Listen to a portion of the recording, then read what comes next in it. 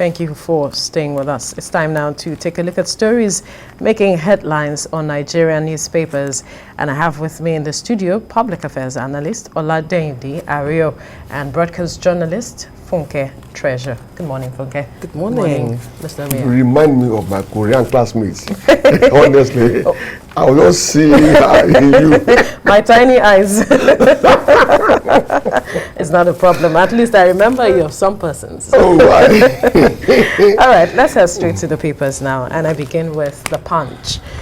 Electoral Act Amendment, Buhari returns bill to National Assembly, faults direct primaries, cites insecurity. Primary mode against party constitutions, too expensive. Small parties will be marginalized. Review direct primaries clause, send documents back for assent. National Assembly President tells National Assembly. All right. You find the details of that story on the Punch newspaper. To the Leadership newspaper now. Ball now in National Assembly's court after PMB's rejection of electoral bill. President seeks amendment to direct primary clause. National Assembly to pass 2022 budget today. And on the front page of the Daily Sun, President Buhari explains rejection of electoral bill, cites high cost of conducting direct primaries, infringement on citizens' rights, vindicates the Sun's exclusive report of December the 9th. You find all the details on the pages of the Daily Sun. To the blueprint now, electoral bill, Buhari cites security concerns for withholding assent. And on the front page of the Nigerian Tribune, Buhari surrenders to Electoral Act Amendment Bill. Buhari surrenders to APC governors, writes National Assembly, explains why he declined assent to bill, says exclusion of options for primaries undemocratic. And on the front page of the Vanguard, why Buhari won't sign Electoral Act Amendment Bill, says imposing direct primaries on political parties will cause trouble in polity, asks a National Assembly to rework bill, remove direct primaries, return for assent. National Assembly should extricate itself from public odium by overriding Buhari. Urogide speaking. We have numbers to override Buhari's veto, Senator. Electronic transmission of election result, target of veto. Wike. APC keeps mum. CSs urge NAS to hold 2022 budget pass electoral bill before Christmas. All right, to This Day newspaper now. Buhari withholds assent to electoral bill, says imposing direct primaries undemocratic. And there's a quote here. Wike says National Assembly lacks willpower to override President. All right. To the Nation newspaper, why President declined assent to Electoral Act Bill, pressure on National Assembly to override Buhari, Wike lawmakers lack will. On the front page of this Nigerian newspaper, still talking about this major story, Electoral Act logjam, the waiting game, NAS lacks balls to veto President, says Wike. Ozakome bill can still be law without Buhari's assent. All right. To the First News newspaper, INEC demands 305 billion naira to conduct 2023 elections. And on the front page of the Nigerian News Direct, INEC to spend 305 billion naira on 2023 elections, confirms release of 100 billion naira by federal government. To the Daily Trust, 45 farmers killed. 5,000 displaced in Nasarawa. You find all the details on the pages of the Daily Trust. To the Business Day now, 6 themes that shaped the economy in 2021. You find the story on the pages of the Business Day. And finally, on the front page of the national economy, Nigeria considers diversification of oil source from Niger, Delta basins as exploration loses steam. Oil rig count falls 38%. All right, those are the stories. So let's look at this major story. talking about the president withholding assent to the Electoral Act Amendment Bill. It's been generating reactions, and I'd like to get yours. Let me begin with you, Funke. Oh, well, the question I asked myself yesterday was really, we need to re-examine our notion of democracy. Is it really for the people or for a group of people? And if we say we want to move forward, how long? How do we get the people to, how do we shortchange the people like this? If we say things are not moving the way we want it, how come we want to keep doing the same thing all over again?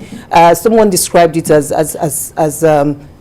what's it called? As madness. If you do something the same way and you expect change. Yeah. In other words, we're not looking forward to change. We don't want change, and this portends not trouble, according to what the president said there, that if he signed, it will mean trouble for the polity. I'm still trying to unpack what that means. And then he said insecurity. Does that mean that insecurity will not go away soon in Nigeria? Because we're projecting to 2023 and beyond. So this is not good news for us, wherever you are in Nigeria, except of course the elites or the political class benefiting from this sort of thing. All right, let's get to your point of view, Mr. Ariyo. Now, your perception of what the president gave as reasons. We major in minor and we minor in major. Right. They've made a song and a dance out of all of these things. How and, so? And they're in the political class. Okay. And as an observer, you could see so many holes in their thinking. As he said, if you want a change, you would move away from how you've been doing things and introduce new methods or strategies of doing things. The question is, a situation where some people will sit somewhere and pick, okay, those who would become office holders, has not helped us. Most of the people who we voted for, we don't know them. They are people thrown up by the party. But there is a direct primary. Before I will vote for you, I will ask questions. Right? But parties have their constitution, which is what the president is saying. But theirs must align with the federal constitution, and theirs cannot be more superior to the federal constitution. It's just, I mean, we always have them come in, they say they want to delegates. They call them delegates. Yes. And then you and I know it. They are heavily bribed to affect their voting style or pattern. And then we are not any better for it. So why don't we experiment with a new method and see how it's going to be? A lot of people don't know who they are voting for. We've had that several times. Beyond the governors, the presidents, and maybe senators. So even don't know their councillors, their chairmen, other assembly members, rep members. And then we say it's democracy. I've told you before. Shouldn't it be party members? Democracy. Card-carrying members of parties. Yeah, but they're delegates. They're not people that they don't want this. Maybe you want to know. Right. I'm a card-carrying member of a party. Okay. Precisely APC, if you want to know. But the point is, I have been schemed out of things. I have never had the chance of voting for who will represent me. Why? The system is so done that I'm disenfranchised already. That's what I'm saying. So isn't there a channel for card-carrying members to speak up on matters like this? Even look, it is so bad that in the party's constitution they tell you cannot take issues to court, that they must be resolved within, and if you do, you risk expulsion. When we say democracy, by definition, I was taught democracy over 50 years ago in primary school.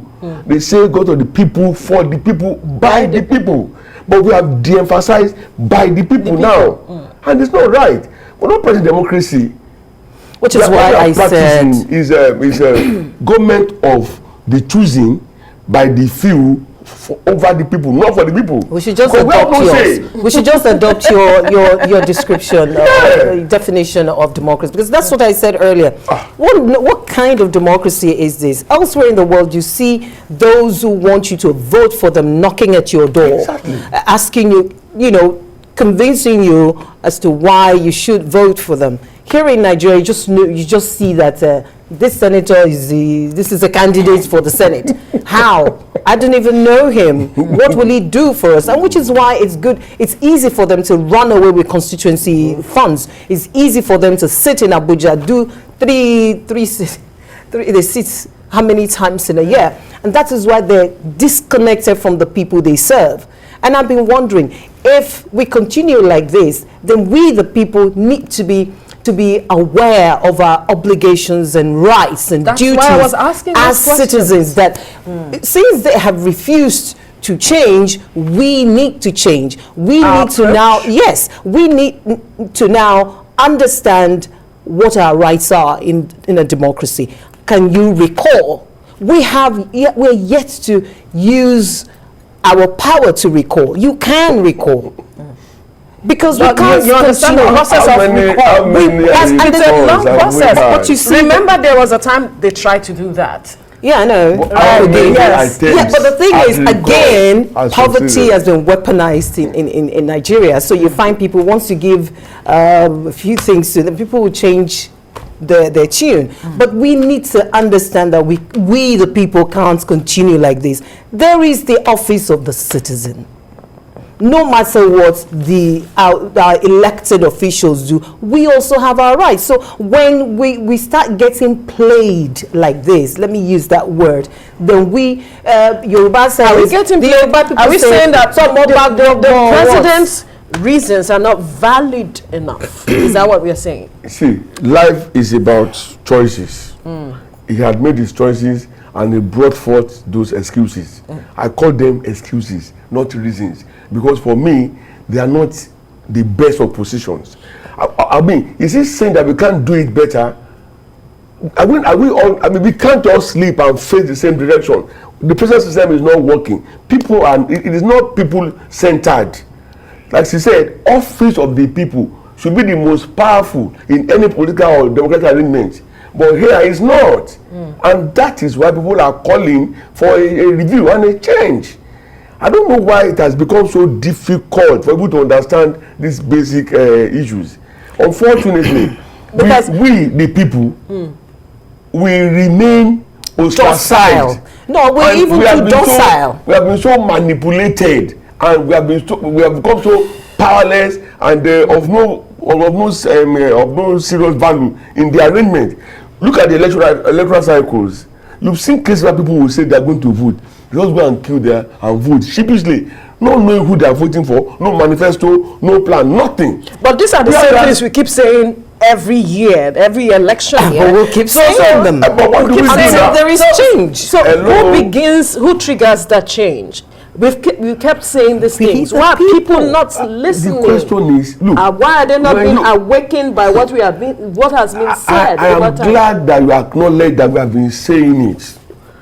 Whatever change anybody wants should start from communication, expression, which we have been saying. Unfortunately, the way things are structured, you and I cannot go and take decisions at the National Assembly. The people who were elected, who should have consulted with us, okay, look at our own presentation and then take a position that will align with us. They don't do all that. So everybody does what the party says.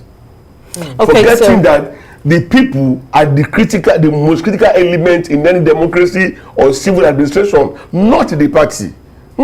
It's the people. There can't be a king where there's no kingdom. People make up the kingdom, not tables and chairs. Okay, and that is the problem. For me, you've asked why are we like this? What can we do? First of all, the rule of law. It should be the rule of law, not the rule of man. It looks like the judiciary in Nigeria is for the well-heeled, the people with money. It looks like it's for politicians. It's no longer the last hope of the common man. And then you take your case to the court, it runs for forever. So people are discouraged from going to the court.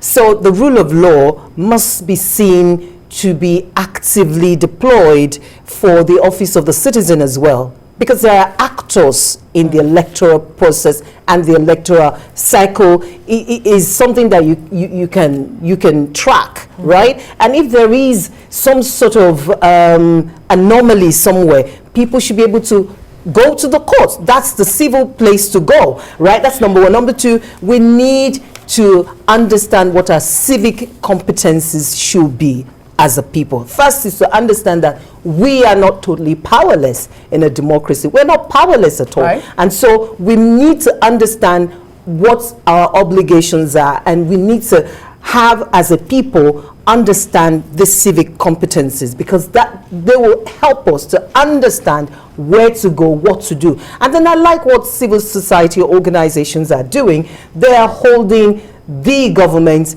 the executive and the legislature accountable. Now we're saying, right, you can veto the president. You can veto. Do you see that happening? Well, the ball is in the court of the legislature. If they don't, posterity will be there as a witness against them that they did not act for the people. They acted for their pockets. You know, Yes. when you say posterity, what you are doing is you are resigning to fate. Okay, and it's still going to leave us. But the thing is, what can we do if they decide not to veto? They won't veto. It reflects the powerlessness of the electorate. That's what I'm saying. It reflects our powerlessness. The question I want people to understand is this: you are occupying whatever office you are occupying on behalf and for the people, not for yourself. Therefore, whatever position you want to canvass must be such that we better the lot of the people, and of course align with their circumstances, and not just about we. It creates, when anytime that happens, it creates this we and them situation. And that's why I have always said that there's a huge disconnect between the government and the governed. Okay. It doesn't all go well, and we just have to stop it. We're not helping ourselves. When you look at Nigerian situation, or let me just say Africa now, because Africans generally have been discovered not to still be able to get a good grasp of how to govern themselves, man and resources. Okay? I don't know why we are like that. We should stop thinking of me, myself, and I, and think of everybody's good. There is enough to go around. And that should be the mentality. So do you think that the National Assembly will veto on this? Not this National Assembly. I have, for all I've seen. So where does that leave the electoral reforms? This National Assembly, where does that leave the electoral reforms that we have Nigerians have been clamoring for? We can only hope that another set will come. Okay? This National Assembly, how many times have you seen them coming against the president when people clearly say, oh, president can't do this or must not do this? They've always been, it's like they are working as an extension of presidency, and that's the truth. But that's not what a democracy is supposed to be. The constitution was very clear. They said executive, legislative, and judiciary. The roles are defined. But are they playing the role? Our legislature are not, they, as a collective, are not checking the excesses of the executive, and they're not standing for the people. That is the verdict of it. Should they not know? That's the verdict of the people, of Nigerians, that they do not have representatives at all. Otherwise, they won't sit there and allow the executive get away with a lot of things they've got away with. Can I give you an example? When the president of South Africa, he came out and said that they will not force anybody or make it mandatory for them to get vaccinated, and then punish them, take their daily bread out of their mouth. If you say, if I'm not vaccinated, I shouldn't come to the office, what you are telling me is I'm sad technically, and then I won't be paid. You are taking away my means of livelihood. So that alone, you expect the legislature to have reacted and say, no, you can't do that. But government can make decisions in your interest, can't why did they make that for palliatives? Hello, government is an illusion. Okay, the people are the real thing. It's like, I mean, whoever today, if you say you are the governor today, somebody was governor before you, and a day will come, you will stop being governor, somebody will come there, which makes it mandatory for you that when you are there, you don't just pander to your own interest, but common good. And that is the kernel of the reform. Why not give it a trial rather than now bringing in, we're now building and then perhaps make amendments later. Exactly. Veronica, if you look at what's happening in the UK now, everyone is criticizing the Prime Minister during the lockdown. You weren't adhering to the rules you gave the people.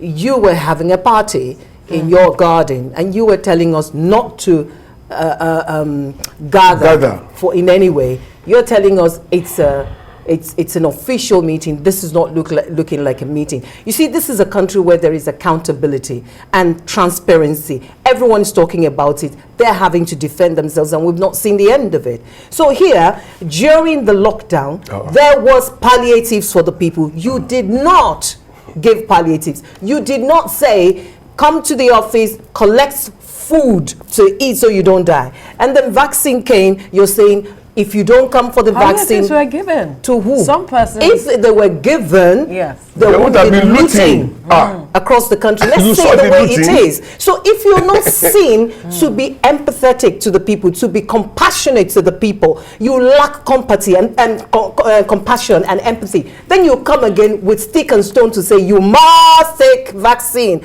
I'm wondering, where is the love? You don't love me. You're not telling me to take the vaccine out of love. You're doing it for yourself. And you see this kind of governance selfish governance should give way to selflessness in governance. That's what we're asking for. You must have a human face. You cannot deny the people the opportunity to vote. Direct primaries. Let the people vote the people they want, the people they can talk to, the people they can reason with. Not some people from somewhere put together by some godfather. Right. Before we go, the emotions. before we go, she's angry. Yeah. Emotion is running out. Yeah. Before we go, the people willingly handed their power to the people in office, and I've been warning. Let it not be that we want to take it back by force. Yeah. Should I tell myself? The people through the ballot supposedly handed over power to their elected officers. So that's a packed statement. Yeah, but they should not create a situation that will make the people take the power back by force. Please guarantee good governance. And we won't be discussing. It's a pity that almost 3, 4, 5 years after, we still read headers killed these people, farmers. It's in the papers today that some headers killed some 13 people in the other state. Some of these things are inbuilt shenanigans. That's not making things to work. I was the friend of mine, a 60-year-old chartered accountant, well known globally, and he said he's tired. The system here has been so skilled not to make things work. It shouldn't be like that. We should start thinking of how to make things work for everybody's good. And it begins with electoral reform. Look at the number of people we have making laws for Nigeria. You mean they're all in court now, impotent in fighting for the people, speaking for the people? We haven't seen the being end. The voice of the voiceless. We haven't seen the end to this matter. Let's just keep our fingers crossed to see what happens. And because let me also remind you, next year, INEC is asking for 340 billion naira. 305 billion. What do you call them? Censor people. They're asking for 400 billion naira to count us. You see, when you look at all of these things, it reminds you that our system is not working. All right. Let's, like I said, keep hope alive and see what happens, because we haven't seen the end hope is the reason why I'm here. to this conversation and see how things pan out. Funke, calm down. Just take a deep breath. All will be well. We'll be back next week and we'll see what the legislature will do. You see. All right, let's see what happens. We have to wrap up if this my conversation. cannot give me chicken, please, my Christmas chicken from you. Oh, it's not a problem, you know. Thank you so much, Funke Treasure. Thank you, Oladeinde Ariyo, for your time on the newspaper review.